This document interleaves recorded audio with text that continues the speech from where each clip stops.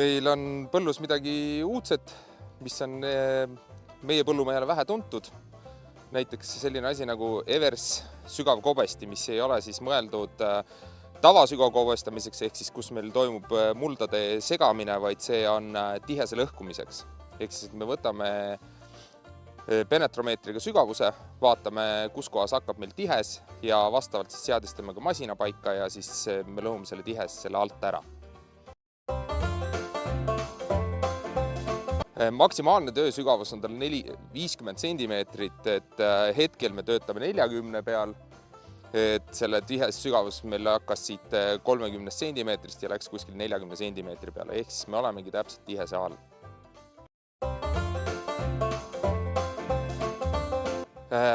Temal on natukene erinev sellest, kui olete harjunud tavalises sügavkobestiga, siis tavasügavkobestil on sul kaarjad piid, aga sellel on sirged ja tal on eraldi ka ees lõikeketas, et ta avaks selle kamara ilusti ja ei oleks mingisuguseid, kuidas ma ütlen, viperusi seal sees, et ei toimuks seda mulla ja juurestiku kaasavedamist.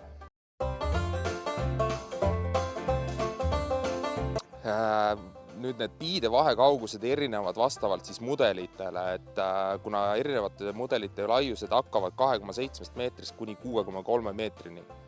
Ja see siis tuleb vastavalt, et 2,7 meetril on 90 sentimeetrit piivahe, 3 meetrisel on 60 sentimeetrit, võimalik on panna ka 3 meetrisele 75 vahega ja sealt edasi, nagu see masin on 5,25, on 75 vahe ja omakorda siis 6,3 on 90 sentimeetrit piide vahe. Alla 60 sellel mudelil kahjuks ei ole võimalik.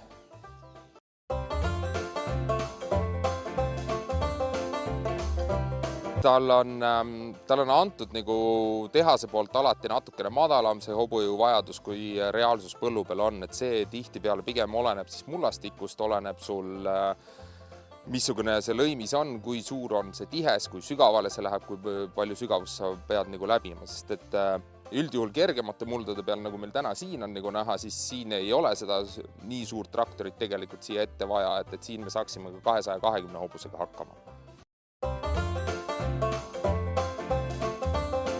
Ja nad on ikka vahetatavad, et sellel on ka võimalik panna sinna otsa nii-öelda nagu hanijalg, ehk siis on 25 sentimeetrised piiotsad, aga see tuleb nüüd sellest, kui sul on madalama tihese lõhkumine, ehk siis, et me räägime kuni 30 sentimeetrist.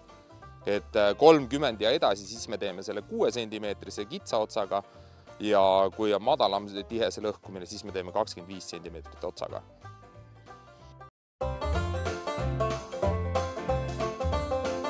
Siin tuleb järjekordselt mängu see, et oleneb mullast, et oleme käinud sellises tugevas betoonsavis, punases savis, seal topeltrattad ei andnud tulemit, sellepärast et traktoril oli jõudu niivõrd palju, et ta lihtsalt tekkis läbi libisemine, et see jõud ei jõudnud maasse.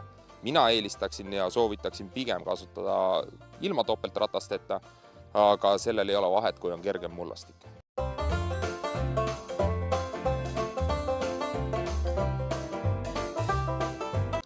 Täna on ideaalne tingimus. Kindlasti ma ei soovitaks sellega minna vihmasaju ajal tegema ja liiga vara kevadel, isegi mitte liiga vara kevadel, vaid pigem sellisel hetkel, kui sul on põld ikkagi liig niiske, siis mina sellega peale ei soovitaks minna, sellepärast et siis tekib see lõimise tihenemine veel kiiremini ja see läheb veel sügavamale siis sisse. Sellega ei ole ka probleemi, sest et antud masinal on peal ka hüdrokivi kaitse, lisaks hüdrokivi kaitsmele on tal ka lõikepoltidega poltkaitse, ehk siis, et kui hüdrokaitse ei jõua reageerida, siis tegelikult see poltkaitse reageerib, lihtsalt läheb see polt puru ja ta keerab selle pii otsa sinna raami alla ülesse.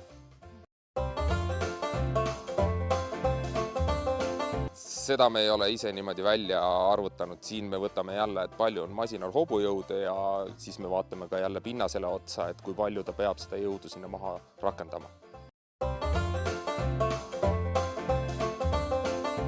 Üldjuhul on kuni 5 kilomeetrit tunnis, et optimaalne on selline 3-4 vahel. Siis ei teki seda, et kui sa üle 5 lähed, siis läheb kergemini see poltkaitse katki, sellepärast et sul kiirus on suur ja igasugune väikene takistus võib hakata mõjutama seda poltkaitsme tööd. Tüüpviga on see alati olnud, et inimene vaatab, et mul on siin olemas tihes peaks olema seal 30-40 sentimeetri peal, ma panen igaks juhuks maksimumi, et ma teen rohkem ära, et ma äkki teen endale head, aga tegelikult on see, et kui sa ei jälgi ikkagi tehasepoolseid suunitlusi ja näiteid, siis sa lihtsalt ei saa sellest väga head tulemit. Sest sa lihtsalt tekitad et sa tekitad tihese liikumise sügavamale. Et kui sa liik sügavale lähed, siis see on paratamatult see füüsika vastu me ei saa, et füüsiliselt see lihtsalt vajub oma raskusega sinna sügavamale edasi.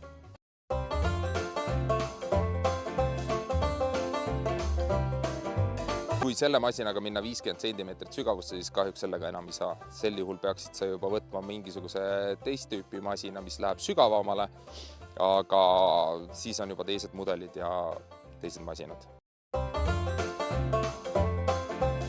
Peamiselt masin liigub suvisel ajal ikkagi mööda Eestit ringi, demotame hästi palju. Üldjuhul, kui ta just demos ei ole, siis me oleme välja üks agripartneri hõue peal, masin on olemas.